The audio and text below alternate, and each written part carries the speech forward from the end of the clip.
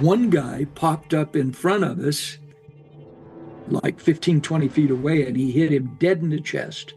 And that M79 round knocked him down and knocked the breath out of him, but didn't go off because it wasn't armed. Locke went over and cut his throat.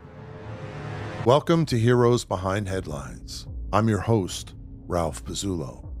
Our guest today is Lynne Black Jr., aka Blackjack, one of the heroes of the secret war in Vietnam.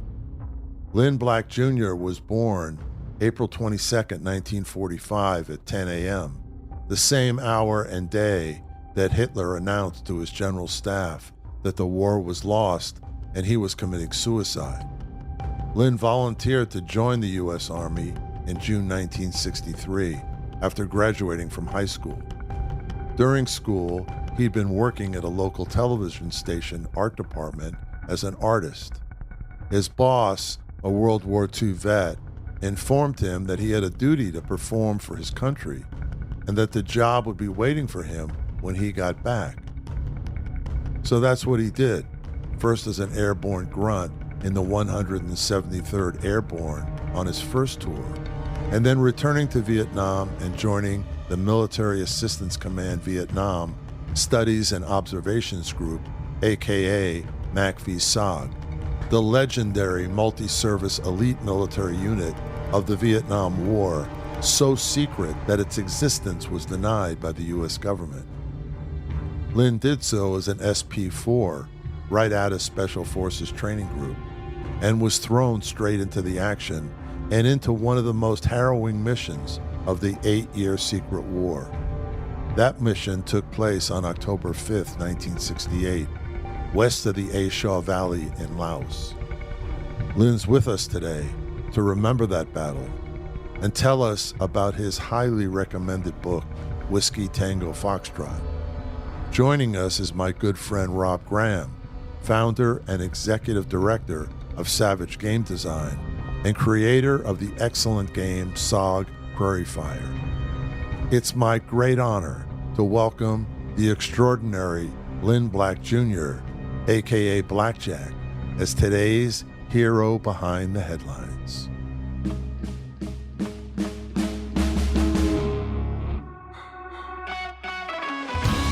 Heroes Behind Headlines with Ralph Pizzullo.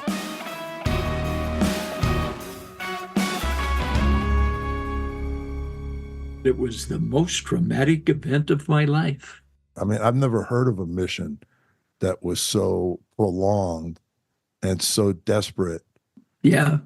From the moment that first helicopter with Stride in it touched the ground, and I was on the second chopper and we were spiraling down and saw that flag, the hair stood up on the back of my neck and I went, oh shit, we're in deep trouble already. Yeah. And then it got worse with It got Stride. worse.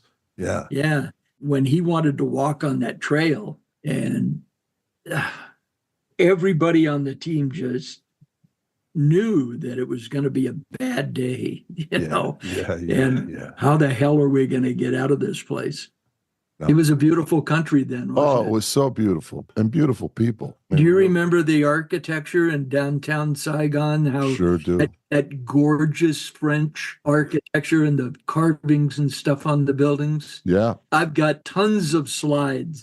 The only thing I didn't do, which I wish I had done now, was at the end of it, talk about the actual end of the war and the fact that we had actually won that. And the Democrats decided not to fund the South Vietnamese government. And we stopped supplying them with arms and ammunition. And the minute we signaled that, Just the pull the world rug changed. out from under them. I was born and raised in a very staunch Democratic family. Mm-hmm. Well, when I came home, I was a Republican. And the Vietnam War estranged me from my family. Yeah. Yeah, it really did. And it's just too bad. That's the way things work out. It was a very divisive time. When I came back, I was looking for somebody that I could talk to who might understand, right? Yeah. And so it finally dawned on me one day that I should probably go to the VFW.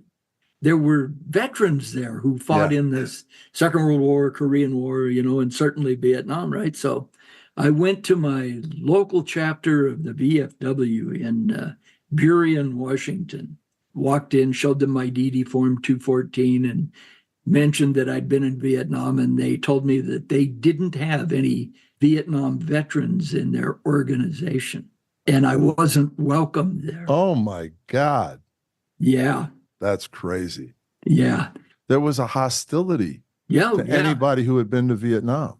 Yeah. Just a little funny side note about the VFW.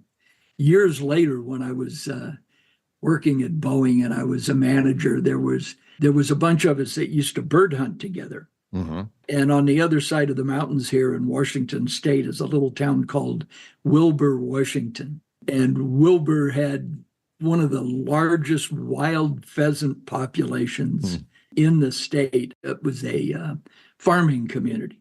And it turned out that on Main Street of Wilbur, there was a VFW. And the first time we went over there, it was the day before opening day of pheasant season. And the VFW had all these barbecued grills out on the street. And they were welcoming the hunters and stuff. And we started talking about we had been in Vietnam. Out of the 5 of us, 4 of us were veterans. And they asked us if we belonged to the VFW, and we said no. And so they said, well, if you want, we'll sign you up here and you can pay your first year's dues and belong to this VFW. So we did that just for the hell of it. And the next year that we went there, all 5 of us went down to the public market in Seattle, and we bought over $500 of fish and shrimp and all kinds of seafood, which they don't readily get over there. That is fresh, right? Yeah. And we put it in coolers, and we went over there, and we told them that we were bringing all this stuff, and they had it all prepared, all the barbecues and stuff out on the street and everything. And so they had this big barbecue with everything that we bought. And the farmers, the local farmers who belonged to it, who were veterans, said, if you want to hunt, come to my farm and you can hunt on my farm. And for years, we had access to areas that were closed off to non-veterans. And oh God, we had fun for years over there hunting. Yeah, there were pilots and stuff from World War II, a lot of Korean guys. And in fact, in the town of Wilbur, which is actually about 4 blocks wide, the entire town, I think it's the south end of the town, everybody would line up there. There would be like 200 or 300 people, including hunters. And we would sweep through the town in order to drive the pheasants off the streets. Because when hunting season hit, the pheasants knew it was coming, and they all came to town for protection. Right? So we drove them out of town to where the railroad tracks were, which was like up on a berm in back of their ball field. And all of these pheasants jumped up, and all of these guys with shotguns were blasting away at these pheasants. We had a hell of a lot of fun over there. I understand you weren't at Phu Bai that long when that mission took place. I think I got into country around May, June, somewhere in there. And in July, if I remember rightly, went through the briefing, the SOG briefing, and signed all the paperwork and all that stuff, and was assigned to FOB1 at Phu Bai. And then basically at the end of the year and at December, they closed it down.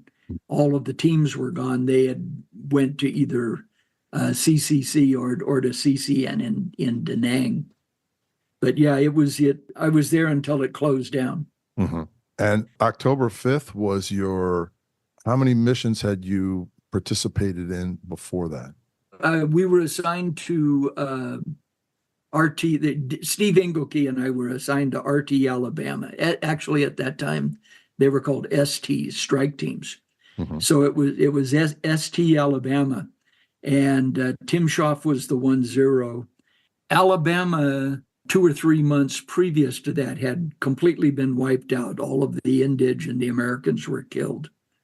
So all of the Indige now that are on Alabama, they were experienced soldiers, but it was a new form of Alabama along with the Americans. So we ran a training exercise, and Stride immediately alienated everyone on the team. He called the Vietnamese slopes and zipper heads and stuff like that. He wasn't particularly a pleasant person.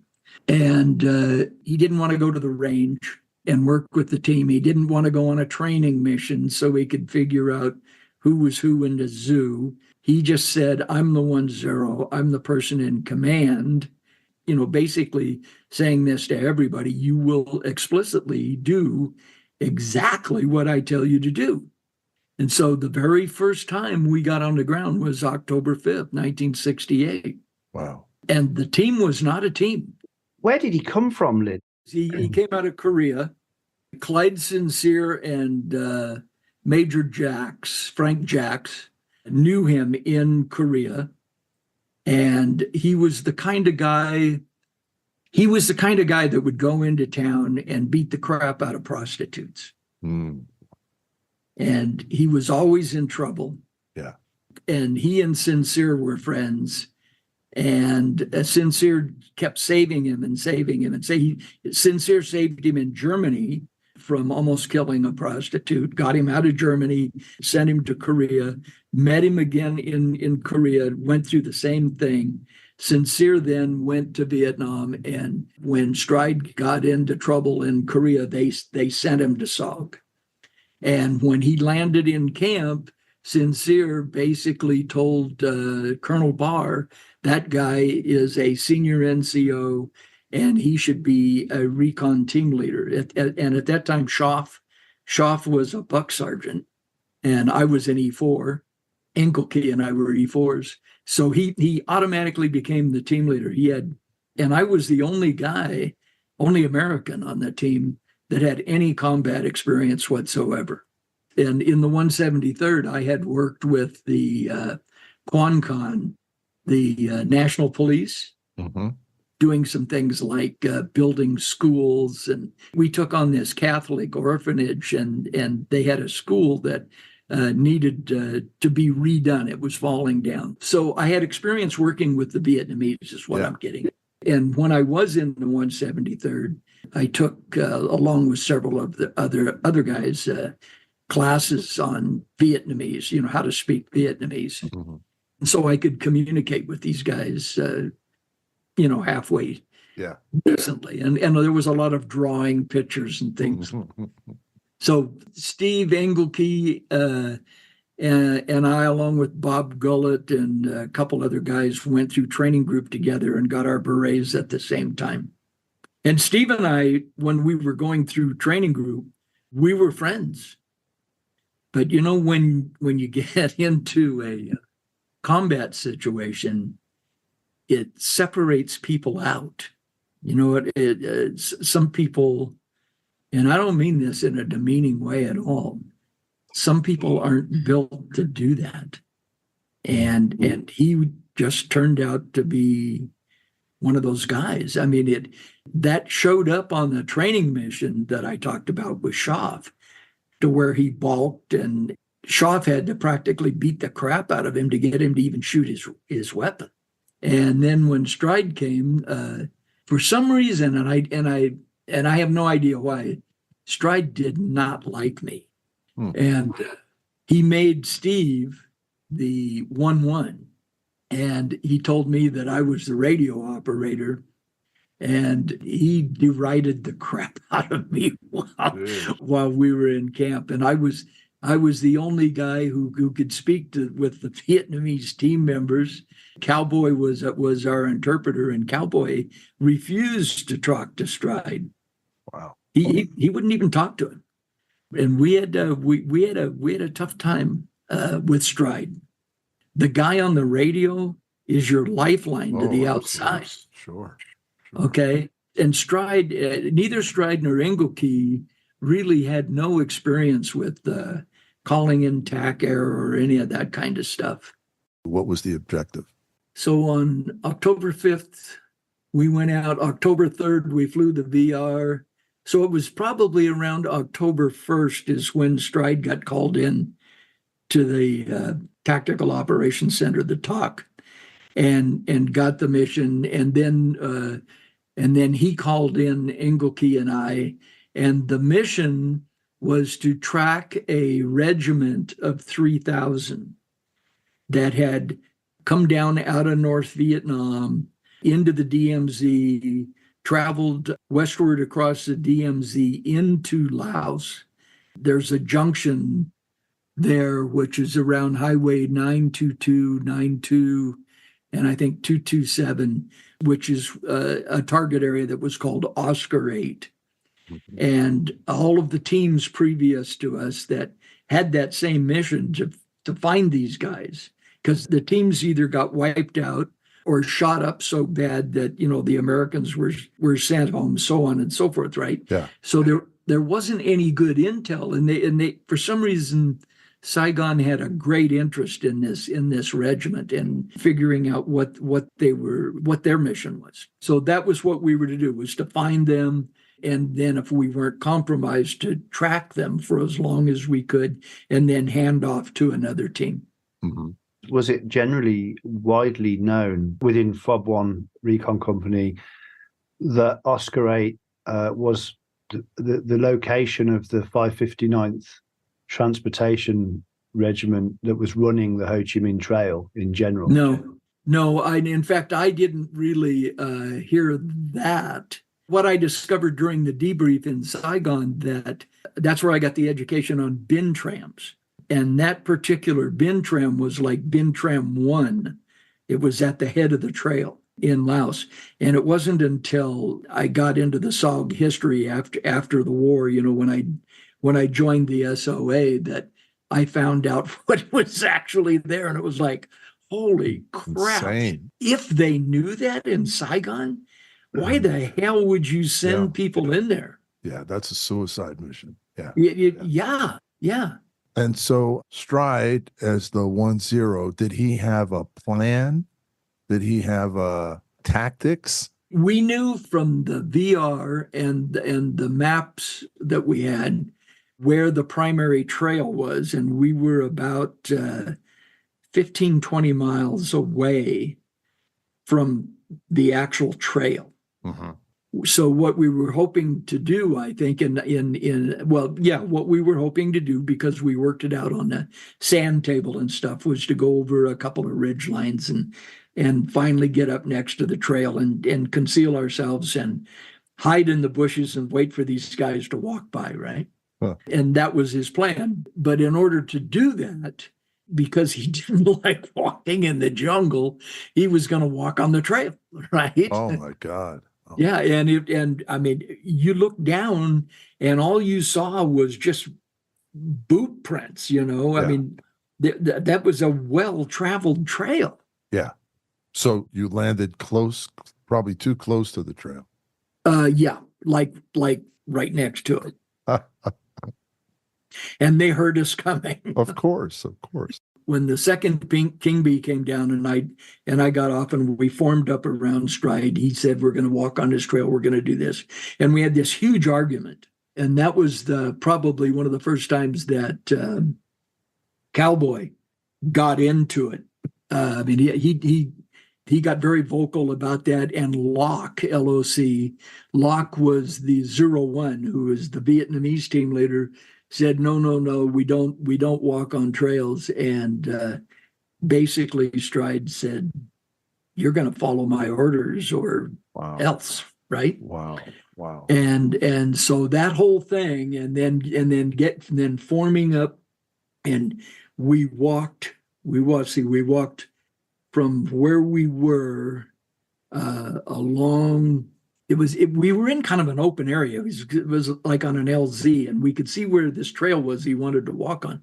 So we walked into the jungle, and the trail made a sharp right-hand turn, and then it went down a hill into a gully and into a dip. Mm-hmm. And all around us was high ground on the left and to the right of us, and they were lined up on both sides of us, and they were firing down into us. And that's when they killed Stride and the point man. The target was a place called Oscar 8, just west of the A Shau Valley. At the time, one of the most dangerous areas in Laos because it was a key location where enemy troops and supplies were funneled down the notorious Ho Chi Minh Trail into South Vietnam. Oscar 8 was a bowl-shaped area in Laos, only about 11 miles from the U.S. Marine base in Khe Sanh in northern South Vietnam. It was about 600 yards long and 2 miles wide and surrounded by thick jungle. It was also the forward headquarters of the North Vietnamese Army's 559th Transportation Group and its commander, General Vo Ban. Earlier in '68, the NVA had inflicted severe losses on SOG recon teams running missions there.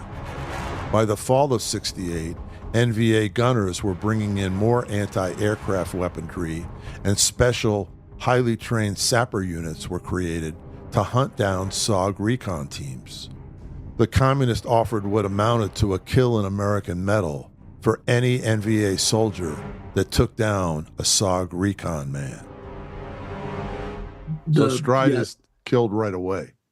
There was the point man, Stride, Cowboy, and me. And I had just happened to be looking at Stride when the ambush hit, and he took 3 rounds to the side of one side of his head. Wow.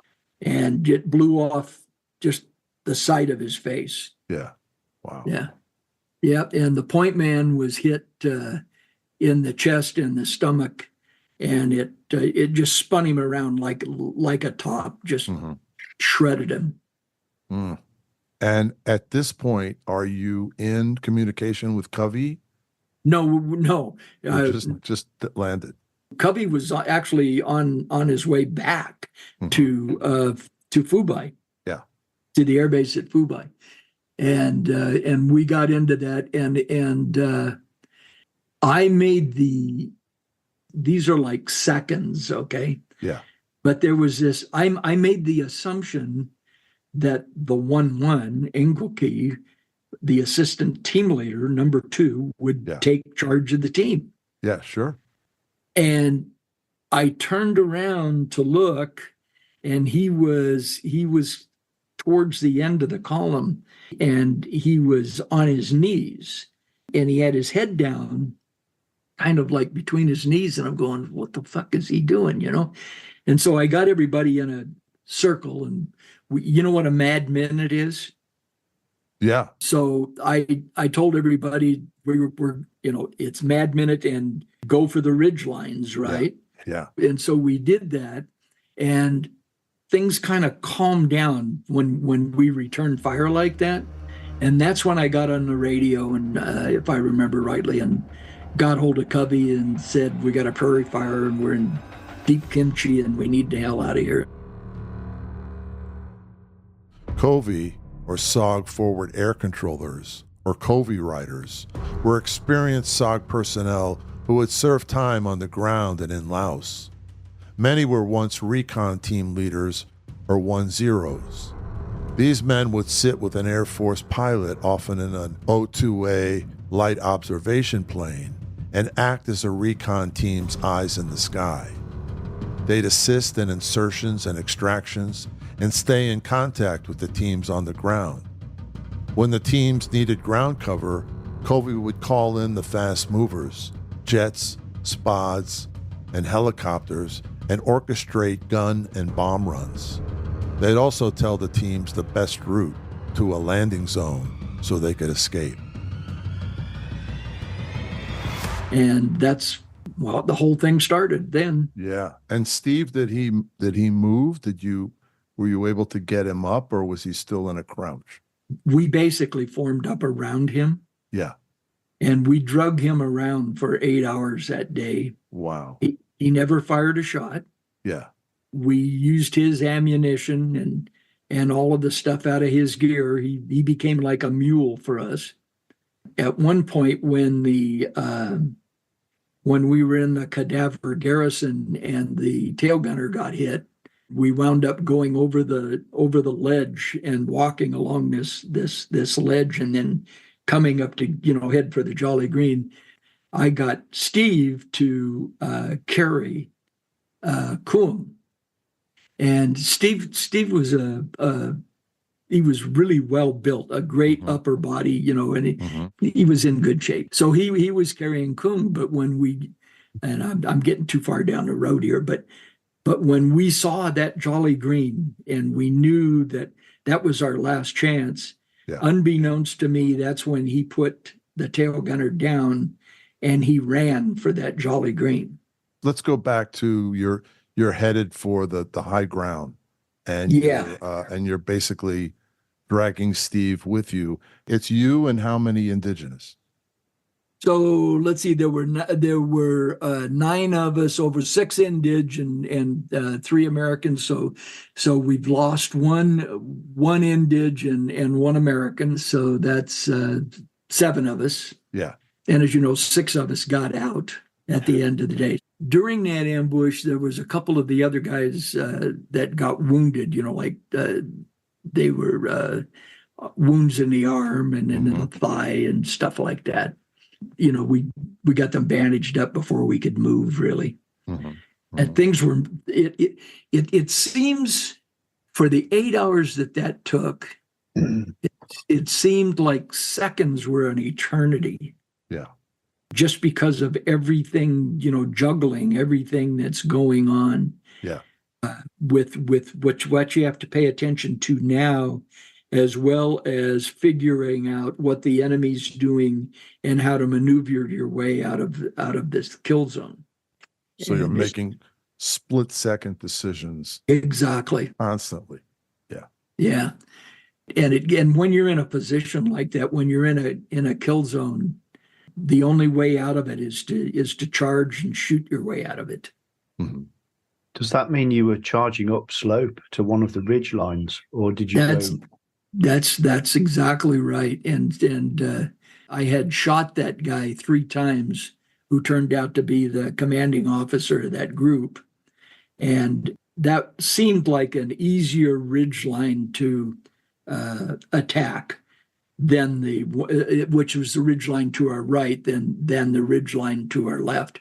And what I wanted to do was to circle around and re-enter the LZ for it so that we could get picked up. Okay. So that was what we were attempting to do, not realizing that actually charging that ridge line, and I think I described that in a book, we were going deeper and deeper into the enemy stronghold. Yeah. Yeah. And you could feel the thickening of the fire and the enemy everywhere. Yeah. And at the same time, now you have communications with Covey. We have communications with Covey. He starts contacting fast movers, diverting. He diverted a flight of Phantoms that were going up to bomb in the north. And he diverted them to the prairie fire, which anytime you declared a prairie fire, every aircraft within the sound of your voice would come to your location. And so then there was the Phantoms, there was the Sky Raiders, and the word, of course, went back to Fubai, and support helicopters began to lift off, the Marines and the Army and Air Force guys, to come out and give us support. And it's all on you, more or less. So you're the commo guy, you're the leader. You're right. And you're trying to rally everybody. Exactly. And the indigenous guys were calm. They were dependable. They were, what was their move? They were very calm and very dependable, and they were excellent fighters. I had this really quick conversation at one point early on with Cowboy. I said, tell Locke that basically, because I'm going to be spending a lot of time on the radio and directing traffic, that I need him to take charge for the most part of the tactics. Yeah. Okay. And so Locke stepped up and he divided the team in, but basically an A team, B team kind of thing. And it was a security operation. They knew they knew that they had to protect me because I was the guy on the radio. Yeah. And if a Vietnamese got on the radio, the Not team good. would have automatically been bombed. Okay. Yeah. They would have assumed we'd been overrun. Yeah. So they saw you as their lifeline. That's exactly it. So Mhm. their job was to protect me, and my job was to get us the hell out of there if we could. And Locke and the guys provided security and firepower and all of that. So you're divided into A and B, and you're still trying to circle around back to the LZ. Yeah, this is a very wide circle because of the terrain and the enemy activity. Yeah. We, of course, then were in the jungle. We weren't on any path, right? Yeah. And we would run into these pockets of these guys that would divert us off of our path Mhm. that we're trying to get back. They were trying to push us into their core area, is what they were trying to do. Yeah. So they could just tear you up. Yeah. Yeah, tear us up and also use us as bait for helicopters. Of Their course. big deal was they loved to shoot down helicopters. Uh-huh. So they did that to a lot of the strike teams, where they would just surround them and dog the shit out of them, and the helicopters would come in and they'd shoot them down. And they And had then- anti-aircraft. They had 50 cals and so on there. Yes, yeah. Yeah. I've got some pictures of some captured weapons of anti-aircraft guns that we had captured in the 173rd from exactly working up next to the border. In the book, I talked about when we first got into camp and walked into the club, and they were doing that Liar's Dice game. Yeah. And it was the first introduction to Liar's Dice. Well, Watkins and Parks were in that game, and both of them had been 1-0s who had become Cubby riders. Mm-hmm. And the whole purpose of the Liar's Dice game was to debrief a team coming out of the field. In those days, back in Fubai, there weren't any debriefings. Okay. You went out, whatever happened, and you came back and went to the club and had a couple of beers and all of that kind of stuff. And if it was a particularly bad mission like October 5th, Saigon, the next day you'd get this go to the air base and get on Echo Mike 2, the like a Boeing business jet, Mhm. and go to Saigon and get a debrief. And that was the whole structure of the debrief. So the debriefs were actually the Liar's Dice games. The Americans would circle those tables where the Liar's Dice game was going on with a team that had just come back to listen to the debrief, because that's how you got your lessons learned. Right. I want to Okay. hear this. Yeah, Might save my neck next time. exactly. Yeah. What did you do? Well, we walked on this trail until you did what? Yeah. Really? You stupid son, And the major was there often. Major Shelton. Yeah. It Yeah. sounds like he was in the midst of the games there. Bill Shelton was probably the best officer I ever worked with in my 6 years in the military. Mm-hmm. And prior to being in SOG, he was an ARVN advisor. And he was there like when you were talking about being there. Yeah. Well, he was there then. Wow. And working with the ARVN out in the field, and actually had combat time. Uh-huh. So he knew exactly what we were talking about. Okay, so you're going up the side of this cliff in the jungle, Mm-hmm. and you're not exactly sure where you're going because it's jungle. You can't really see anything. True. But your objective is to circle these guys and get back to the LZ so that you can get picked up. Yeah, you have this feeling of where it is you want to go. It's over here someplace, right? Mm-hmm. Right? And you're trying to get there, but it's almost like being blind. Yeah. Because not only is it difficult to maneuver your way in the jungle, but you're listening to the enemy fire and where it's coming from, right? Mm-hmm. And after a while, you kind of realize that they've got watchers out and they're tracking you. Yeah. And they set up these false fire zones in order to get you to move in a different direction. Ah. Okay. And so once you realize that, it becomes a game of cat and mouse, and I've got to move in there. If I go over here, we're gonna die, right? Yeah, yeah, And we've got to move in this direction, but I'm being told by the sound of it all yeah, that if I go there, I'm gonna be in deep shit. So okay, get prepared. We're gonna be in deep shit. We're going over there. Okay. right, right. And all the time you're in the midst of combat, you're firing Yeah, yeah. Right. and going through ammunition. Yep. And But on single shot. on single shot. You're aware of that as well. Absolutely.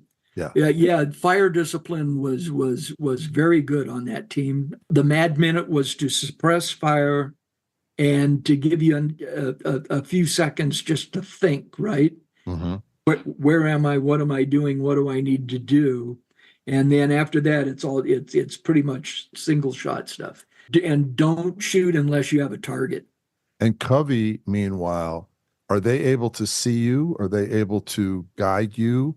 Or are they pretty much just there to bring in air assets? They were there to bring in air assets. They couldn't see us. The only way that they could really track us was by the cordite smoke that was coming up through the trees. It was like a trail, right? Yeah, yeah. Wow. So they couldn't tell you, oh, don't go this way, there's enemy there. Wow. What is your state of mind? Because this is not anything you expected. Number one, you're the commo guy. You expected to have a leader and another level of leadership above you. Suddenly you're in charge, you're on the radio. What's going through your mind? I'm going to get us out of here, or we're screwed. Well, kind of both of those things, you know. Yeah. You know,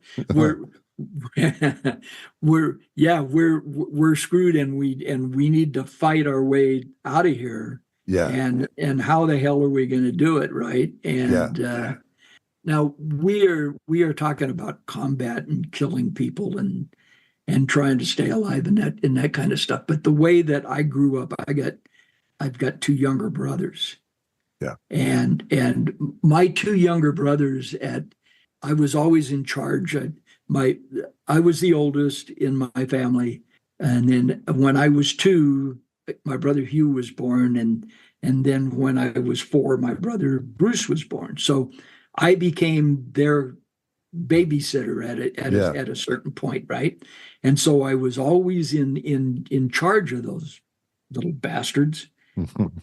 Because they discovered a game that they liked to play, and that the two of them would go out and antagonize some big son of a bitch, and then come running back, and I had to take care of it. Wow. And so we kind of grew up that way, and this was just a larger version of it. Yeah. Yeah. Right. The son of a bitch who was after us was a little bigger this time. And the brothers I was with now, for the most part, fought very well. And But you're aware, as you mentioned before, that you're killing people, and you're killing lots of people. Yeah, lots of people. Not just a few. And that's got to be a rough realization right there. No, it wasn't. Okay. You don't think about that. It's kind of like going bowling. You know, there's pins down the alley that you have to knock down in order to score, and that's what we did. Did you have any sense from Covey by at this point of how long it was going to take to get any air support in, or was it already on its way? Or that was about 45 minutes for helicopters. So you knew you had to go on for another 45 minutes at least on foot. Did you know when you were going to get some actual close air support in? The close air support took about, I'm going to say 20 to 30 minutes. Wow. So when Covey said 45 minutes for helicopters, we did an ammo check to see, you know, you kind of go, okay, we've been doing this for this length of time. Yeah. And how much ammo do we have left? And things were beginning. We realized that 45 minutes was a stretch. At that point is when we began to look for alternatives. and that is picking up the weapons of the guys that we had killed. Some of the Vietnamese had already run out of ammo. On your team? Yeah, especially the two M79 guys. Mm-hmm. Yeah, they were really good with those M79s, and everybody carried a minimum of 10 rounds of M79. So when they ran out of what they had, we were feeding them. They were our artillery. Mm-hmm. In fact, that's the first time I ever saw. Let's see, how do I say this? An M79 round has to travel something like 30 feet before it's armed. Okay. So these guys were literally where we're in the jungle, and over here to our left is a group of guys, but I don't have a clear shot of it. They were ricocheting those M79 rounds off of tree trunks and stuff over into that area, like making pool shots. Yeah. And actually hitting their targets doing it. Jeez. One guy popped up in front of us, and the M79 guy had just closed his M79 with a high explosive round in it, and the guy popped up like 15, 20 feet away, and he hit him dead in the chest.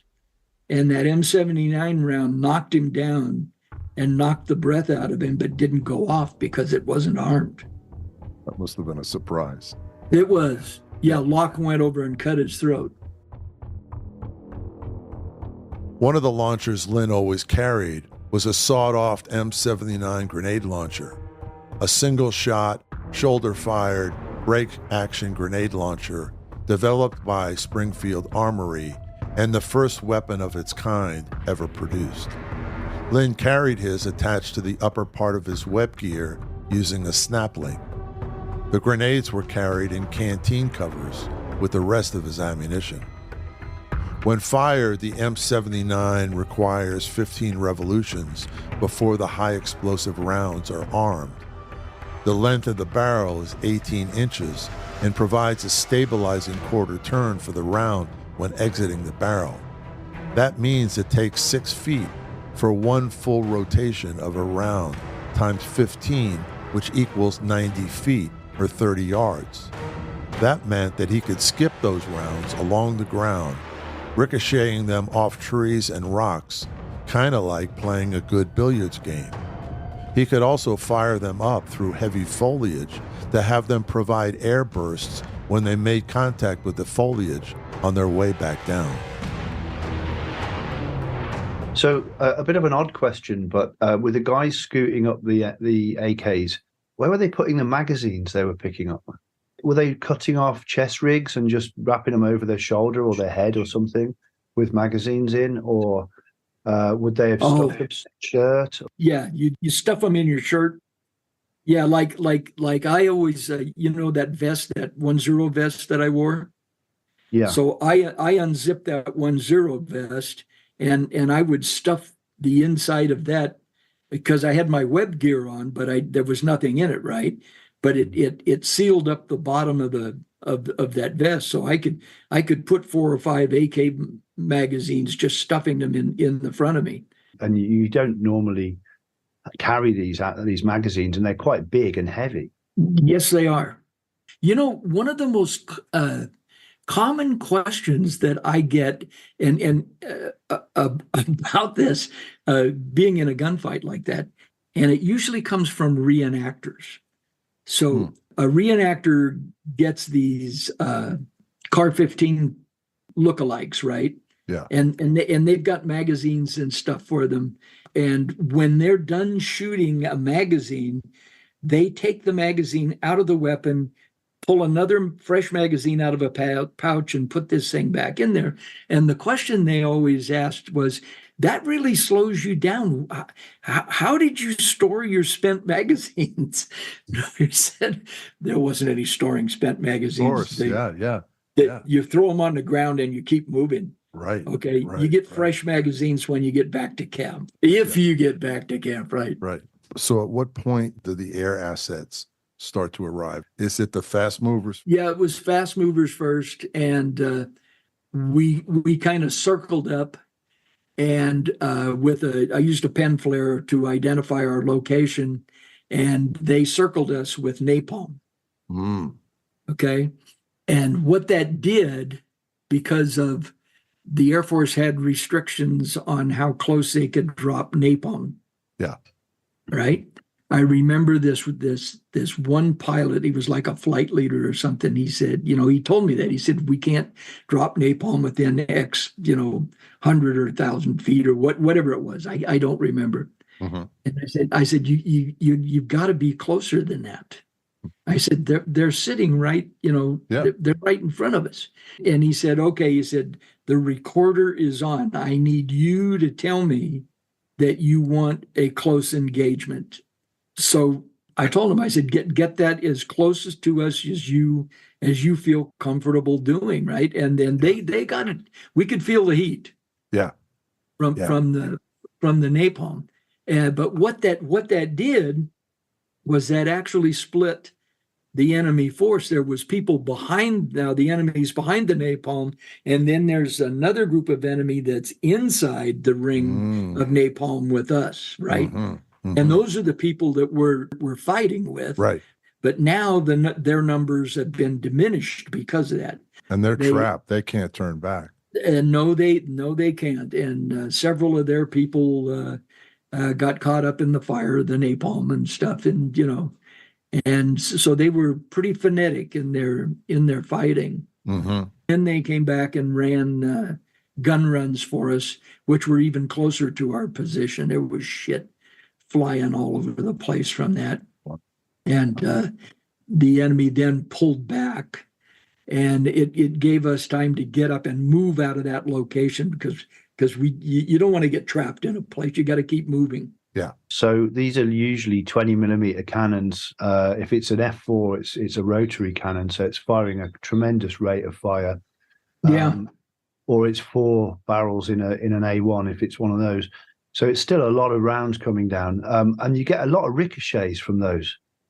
A lot of ricochets and a lot of trees falling and foliage in the air. I mean, it was like taking a huge tree and putting it in a blender, and the foliage was just everywhere.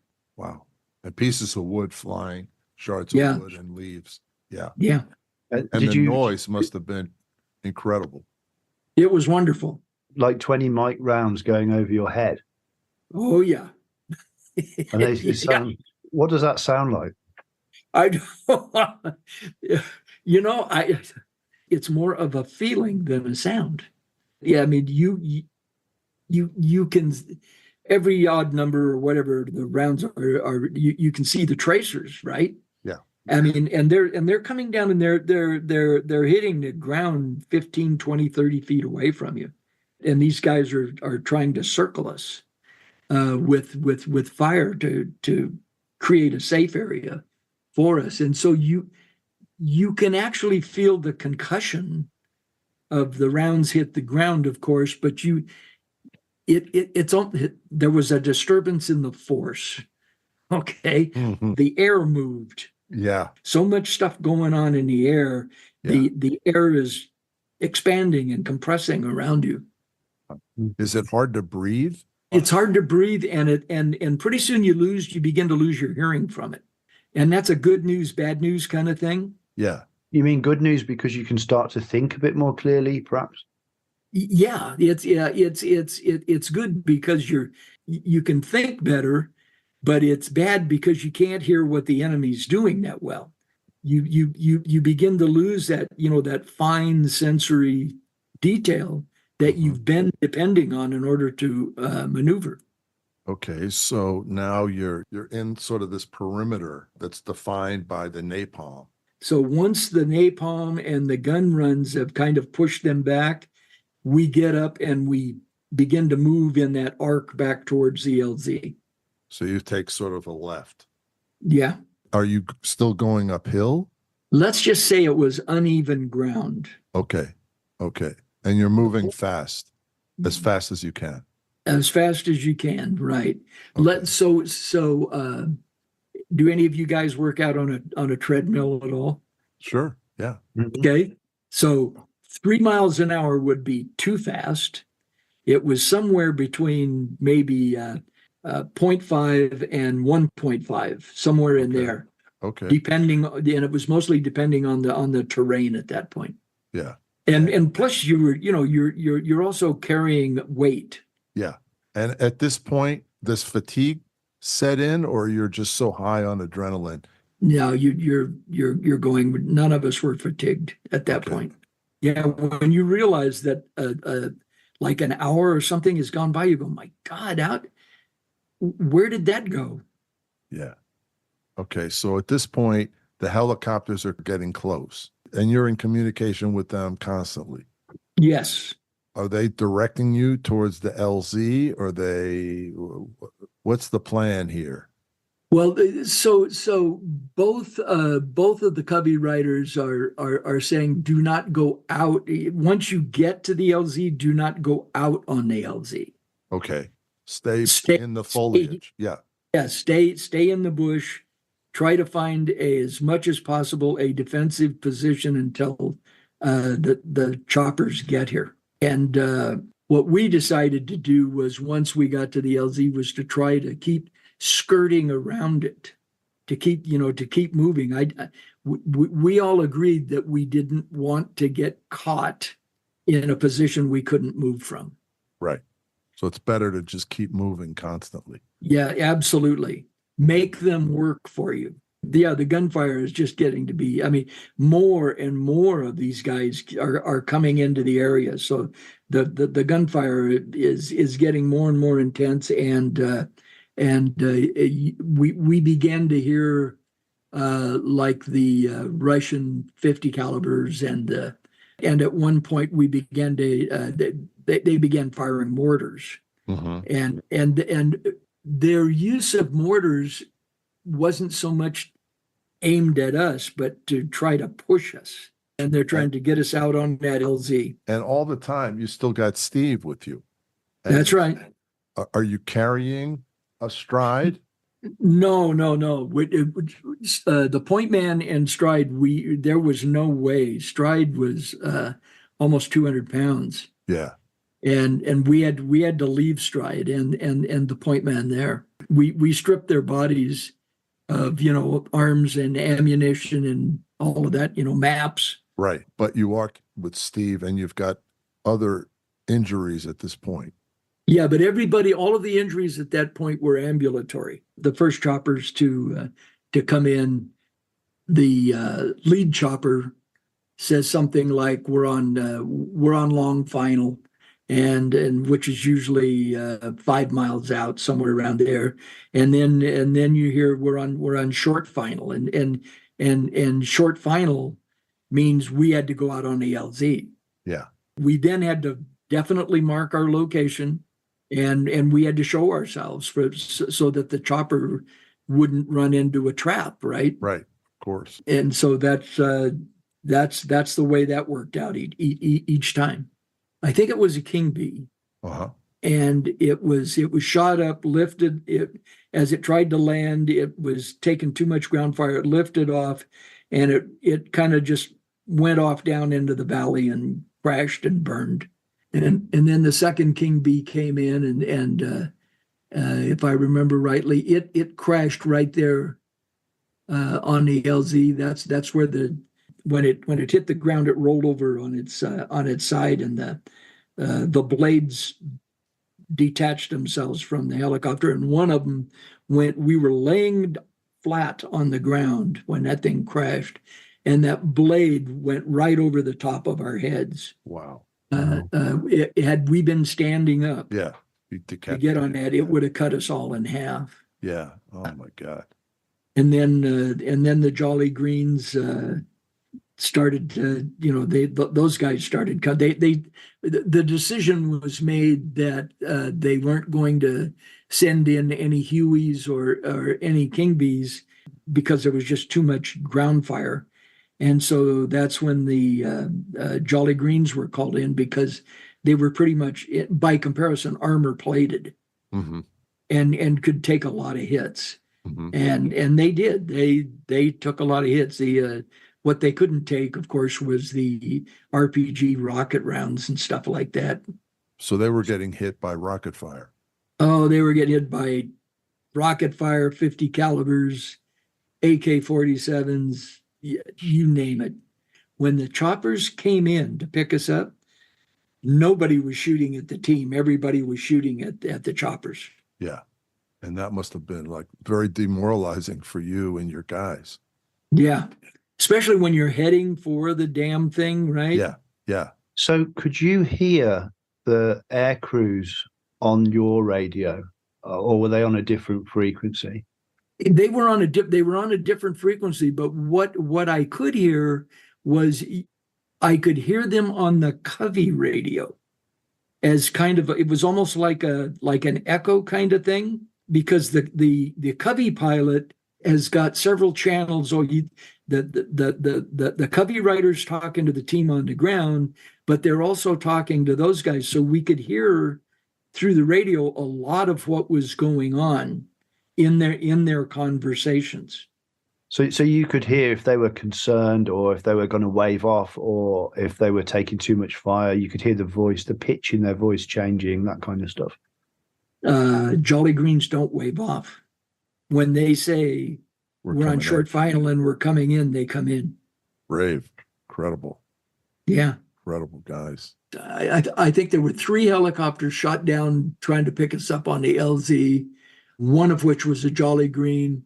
The second Jolly Green that tried to pick us up was shot up so bad that it broke open the fuel cells, and they had they said they had fuel on the inside deck of the chopper, and they had to leave, and so they picked up and dropped down in the valley, and then a couple of Sky Raiders flanked them, and they flew back to where the hell ever their air base was. Mm-hmm. I want to say Fubai, but let me put it this way: they probably flew back to the nearest air base. Yeah. Sure. The third Jolly Green, that's the one that went. He was about, I want to say, a mile from us. Okay. Mm-hmm.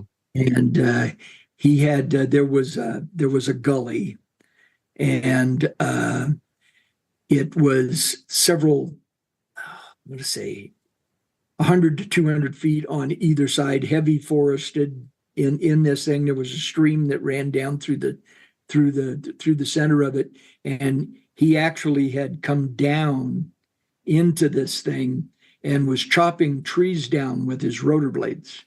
But he got down into an area where he couldn't land. So in order to pick us up, he had to drop the jungle penetrator. Outside of the Jolly Green, there was a cable winch, mm-hmm. and it's got this teardrop light device that's got 3 seats on it that fold down. Mm-hmm. And so you can put 3 guys on it, and they winch you up into the chopper, and then it drops down and pick up the other guys, right? And so he basically, and this was at the end of the day. This is the guy that actually picked us up. So we're at the end of the day where B-52s are on the way to arc light the area, and the clouds are coming in, and the cordite has obscured any further gun runs around the area. They couldn't see anything. And the radio had been compromised at that point, the FM radio. Mm-hmm. So I threw it over the cliff, and so that the enemy wouldn't get it. And when I did that, I looked down, and there was this ledge about 15 feet down that seemed to go along the edge of this of where the LZ was, and along this ridgeline. So we lowered the team over, and we got on this ledge, and Covey is still trying to direct some kind of gunfire onto the LZ to keep them busy in the general area. Yeah. And so we walked along that ledge until it petered out, and then we went up. That's when we ran into that bin tram. Yeah. which was all the huts and stuff. Yeah. Yeah. Yeah. And that's Which you couldn't see from the LZ. You couldn't see it Because from the LZ. it was down this ledge.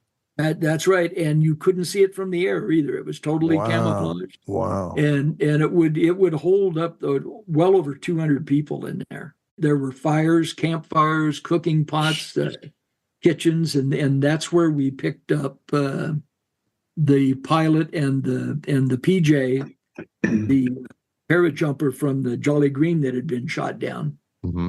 We found them there and continued on down through there to that third Jolly Green and began to get the team picked up. And that's when I discovered that Engelke had left the tail gunner in the bushes. So he told me that he's up the trail, right? Yeah. I mean, what does that mean? Yeah. That means running directly into the fire. enemy. Yeah. Yeah. And so I don't know what fucking came over me, but I stripped my web gear off, and I just started running as fast as I could until I found him. Wow. And he was still alive. He was. Yeah. And the enemy was advancing, and he said, no, I did. He was almost dead. And he said, Toi Kiat Roy, I die. And he said, Didimau, go away. Yeah. And he had a 45. And when I turned, because I considered, do I drag him over there to the Jolly Green and, try to get his body back? And he just, no, go. The enemy's advancing on us, right? So when I turned to do that, he killed himself. He shot himself in the head. Wow. And so as I was running back, these two North Vietnamese soldiers stepped out in front of me with AKs and said, Chu Hoi, give up. Yeah. And we had that little altercation, and I got back, and there was Engelke on the ground. The jungle penetrator was down right next to him, and he was on the ground and he was praying. And I got him on the jungle penetrator, and I got on, and we were being lifted up. And for some reason, I had this view in my head that we were going to be okay.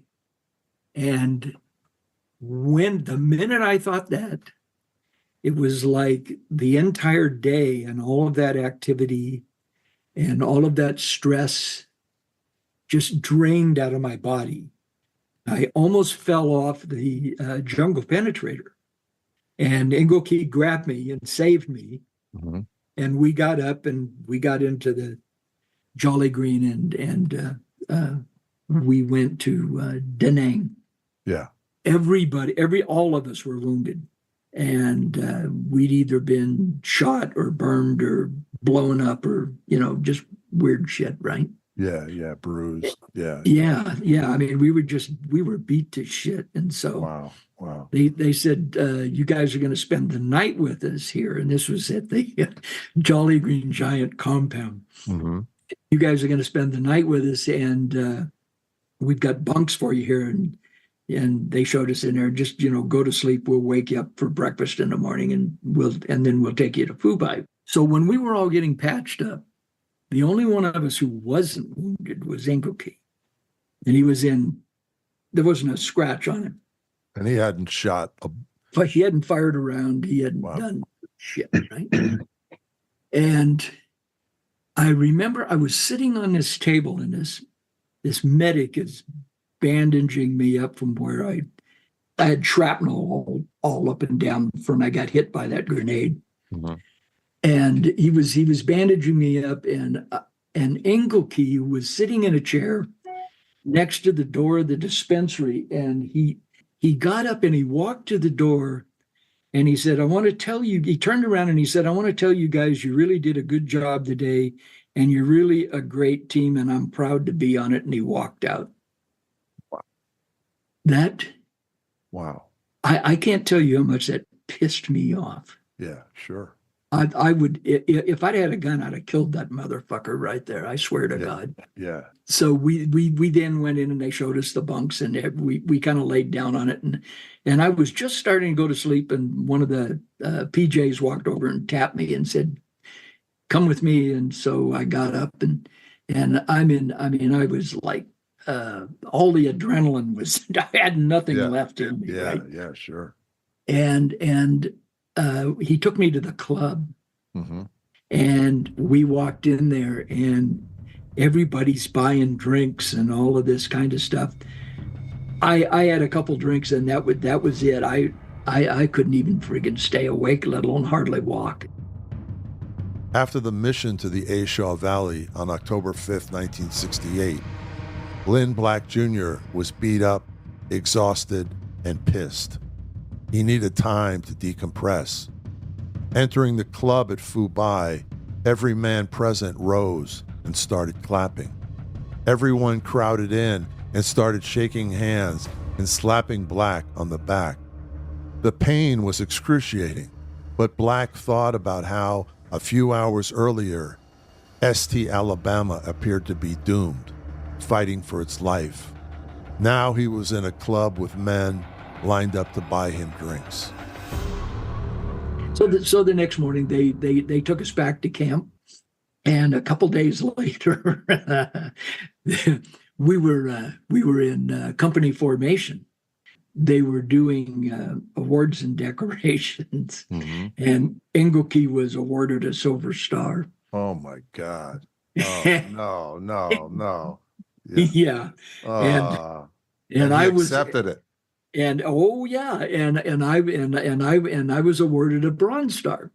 So unbeknownst to me, Yeah. the team members, the Indige team members, went to their commander and told them what actually had happened. Mm-hmm. And that night I got called in to Barr's office. And as I was going in, Engelke was coming out, and he had a very bad look on his face. And as we passed each other, he said, "You rotten son of a bitch." And I go, "What the?" What? And I walked in there, and Barr told me to sit down, and he pushed across his desk this box, and it's the Silver Star. And he said, "This is yours, not his." Yeah. And he's been transferred to Nha Trang, to 5th Special Forces Group, and will probably wind up on an A-team someplace. And I never saw him again. So after that, I was the 1-0 of St. Alabama until basically they made the decision to close Phu Bai down. Mm-hmm. And we ran several missions together. We got some new guys on the team, and we ran some missions, and we did well until they said it's going to go down to CCC. You can go with them, or you can go to CCN. And I said, I don't want to go to CCC. That's not in the mountains. Mm-hmm. I'm a ridge runner. I'm not a plainsman, Right. And I like thick jungle. Yeah, sure. That's my friend. Yeah. That and uneven terrain that you can maneuver in that stuff. Right. So Lynn, when they told you that the B-52s were coming in, yeah, that must have been a moment where you thought, well, that we're done, right? Because if we can't get out of here, nobody's going to survive this. Yeah. Was that like 20 minutes away? No, they were coming out of Guam. Oh, okay. So it was going to be a while. Yeah, so it was like an hour or so. It was like one of those old movies, where the clock is ticking. You know what I mean? Yeah. It's the B-52s are coming. Oh shit, the clock's ticking. It's getting dark. Oh shit, you'll never survive at night. Yeah. Well, there was no good news. So if it hadn't been for that very brave Jolly Green Giant crew, it would have been curtains. I think in the early stage of this fight, you were hit in the head by a grenade. Is that right? Yeah. That was. You remember the old German potato masher grenades? it had a bulb on one end and a handle, right? Yeah, the handle. Okay. Yeah.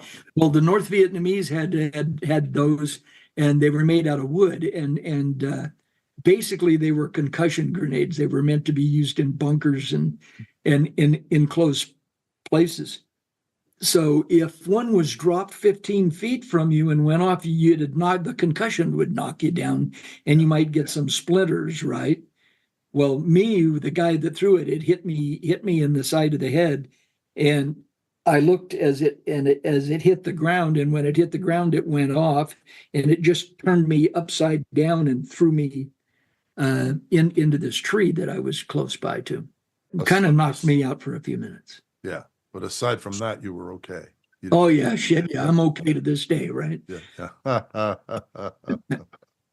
And that is when I also learned what the value of instant rice is. We had these like meals that indigenous meals that came in a pouch, and they had this like freeze-dried rice, right? Yeah. And you pour water in it, and it turns into this gelatinous, gooey stuff, which the Vietnamese loved it, and they had some of them had fish in it and stuff like that. Well, when you got wounded, and by the way, when in the morning or when you first went out on a mission, everybody would prepare one of those meals and stick it in a handy place so that when and if you got to eat that day, you had something ready to eat, right? Well, it also works great on stopping bleeding. And so they had smeared this gelatinous rice all over these damn wounds I had, from the wood fibers and stuff. Yeah. And my lower legs were burned a little bit, and it works like a charm. We used it several times. And then when you went to Saigon, which was a couple days later, they gave you an estimate of how many North Vietnamese casualties there were and how many North Vietnamese were in that area. Right. That must have been a little shocking. So that's when, during that debrief, that's when I learned about bin trams, right? Mm-hmm. But still the assumption was that the regiment of 3,000 that we were looking for is what we had found. Yeah. Okay. And had been engaging. It wasn't until 1997 on a Sunday morning that I got that phone call. That turned out to be that commander speaking through an interpreter. That we found out it was 10,000, not 3,000. Wow. And what was the estimate of how many people you took out in that battle? So all together with air support and what we did on the ground and stuff is roughly 8,000 is what we were told. Wow. By their commander. Wasn't there a moment where they massed for a bayonet charge against you? Is that right? At some point, I mean, we kind of jumped over the sort of the meat of the battle and got, because we got into the helicopters. Yeah. They tried charging us online several times. They then set up. They had this routine down to where there were guys, like a line of them, like let's say a dozen guys that were throwing grenades. And in between them were guys with AKs, right? So the guys with AKs would lay down fire to get us to push us down. And then the grenades would come in while the AK guys were reloading, right? And then the AK guys were going to charge us. Well, when they started throwing those grenades, we started catching them and throwing them back at them. And then I think in the book there comes a point where you get saved by the executioner. Is that right? Yeah, they had set up like a couple of 50 calibers on the edge of the LZ, on one edge of it, and they were firing along the edge, doing these sweeping fires. A grazing fire, it's called. And they were raking just over the top of us. We were kind of down in a little shallow kind of thing. So the fire was going right directly over the top of us. And the judge and the executioner came in, and one of them was what was called a heavy hog. that had like 70 rockets on it. And he would skip those rockets. He'd come right down to ground level and skip those rockets into their positions. And then the other one, either the judge or the executioner would stay above him, providing covering fire for him while he was doing this. What you call a bad day at the office, yeah. Yeah. So was there just a non-stop stream of gunships coming in pairs to Pretty much. Yeah, pretty much. And this happened on other missions also, where everybody's shooting and firing and, trying to kill each other, and everybody runs out of ammunition at the same time. Mm. And you can hear, I mean, it's all of a sudden, all sound goes away. Wow. And what you hear are magazines being changed and belts being loaded into, heavy machine guns and stuff like that, as people are scrambling to continue. It is a very surreal thing when that happens, when you're in a gunfight like that, and all of a sudden everybody stops and takes a break. And how long after that did you go out on another mission? About 2 weeks. Took me a while to calm down. Well, it took us all a while to calm down. Okay. The Vietnamese wanted to go home. Yeah. And some of them, the point man and the tail gunner who had been killed, they went to see their families and tell them what happened and all of that kind of stuff. And myself, I played a lot of liar's dice and drank a lot of beer. Mm-hmm. Wow. And that's when you heard that your parents had divorced. Yeah. That's an extra bonus in there. Yeah. Yeah, that's a crazy month, man. Yes, it was. Yeah. It could have been worse. Yeah. I'll tell you something funny. During my first tour, which was I came home in July of 1966, right? Mm-hmm. And where was I? I think I got out of the service. I was in California, and I flew into Seattle, and I got a cab, and I went home, and I walked up to the front door of my parents' house, and the door's locked, right? So I knocked on the door, and this Japanese lady came to the door, and I went, "What the hell?" I said, "I'm standing there with my duffel bag and my uniform on." Yeah. She said, "Who are you?" I said, I'm Lynne Black. She says, "No, Lynne Black. The Blacks sold me this house. We live here now." I said, my parents moved, my family moved, and they went. She said, "Yeah." I said, "Where?" She said, "I don't know." Oh God. It took me 2 weeks to find. Oh my God. Oh my God. Wow. And they hadn't They had sent me a letter, but you missed it, right? Yeah, we just kind of passed each other, right? Oh, right. wow. Yeah. I felt lonely. I can imagine. Abandoned is the word. Yeah, there you go. Abandoned. After the dust had settled, did you have feelings like these are my brothers and I'm going to go out with them again and I feel good about it? Or... Yeah. It's like all of your emotions just let down, right? Yeah. So you're in the jungle and the temperatures, somewhere up around 80 to 100 degrees. Yeah. Where we were. And you get on a helicopter and that helicopter lifts up and starts gaining altitude and gaining speed. And all of a sudden, all of the emotion about that you were going through, that I might be safe, you're now freezing your ass off. And because your adrenaline is gone, right? You're completely drained of everything. Yeah. Everybody on there was just shaking from the cold. We had trouble getting warm. Yeah. Days after that, to be honest with you. So the very next mission after that was what they called a general recon mission, which was code for you're going to be bait. and we're going to send you into this hot area, drop you on an LZ. We're going to make a shitload of noise. We want you to shoot guns, get back on the helicopter and leave so we can bomb the crap out of them once they show up, right?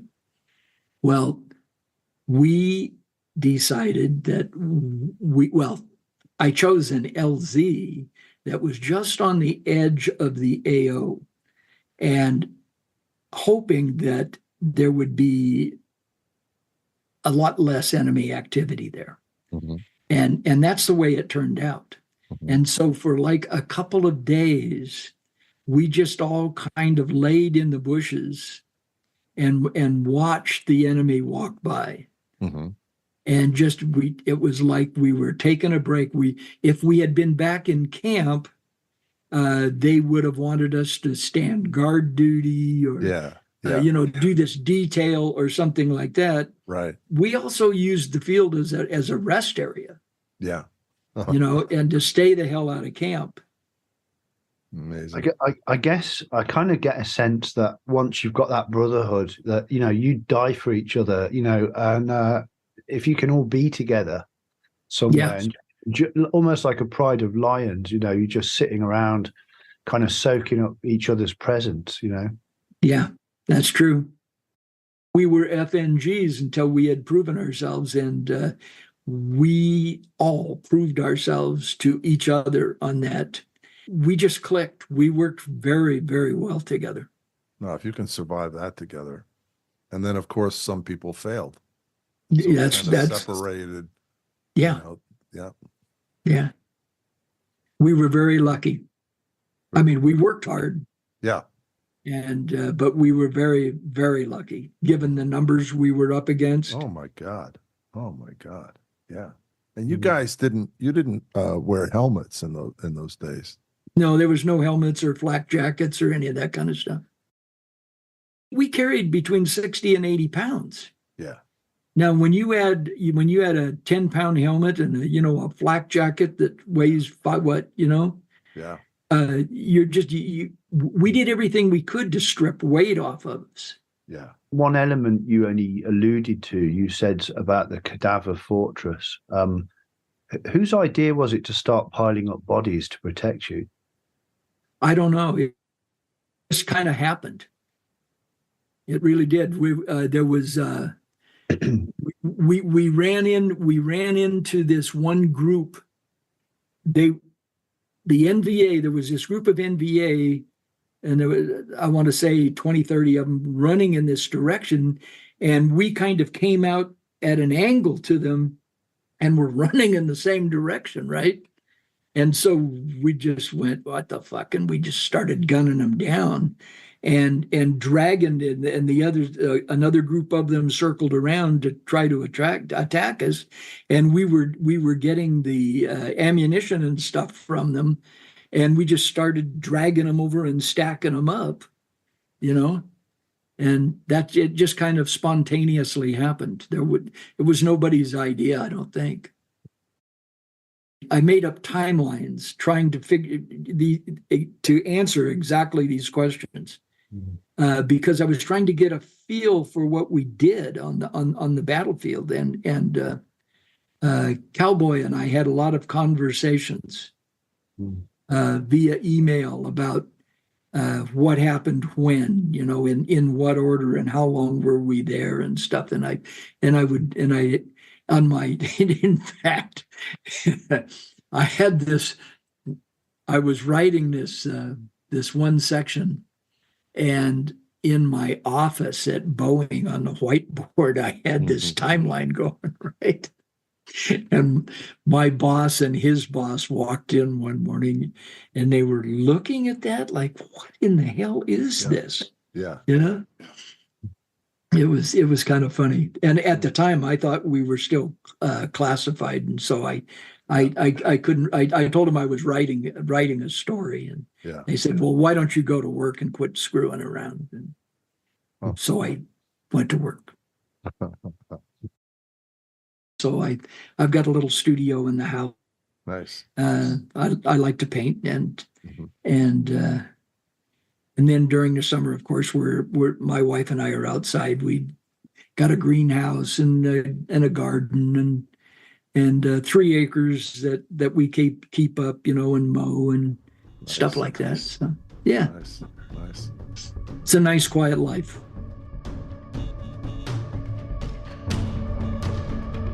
After leaving FT Alabama when it was transferred to Command and Control Central in late 1968, Lynne Black Jr. joined RT Idaho, where he served with his lifetime friend, John Tilt Meyer. Lynne finally left Vietnam and the service in July 1970 after a total of 6 years and 3 tours in Vietnam. Among the many awards he earned are a Silver Star, Bronze Star with 2nd Oak Cluster, Purple Heart, and the Reconnaissance Team Leader Special Recognition Award, called the Silver Pistol. Lynne's longtime goal had always been to make a living as a fine arts painter, and he spent exactly 17 years doing that as an artist in motion pictures and TV. He also spent another 30 years as an IT manager with the Boeing Company in Seattle, Washington. I thank him for his extraordinary service and his riveting and highly entertaining book, Whiskey Tango Foxtrot.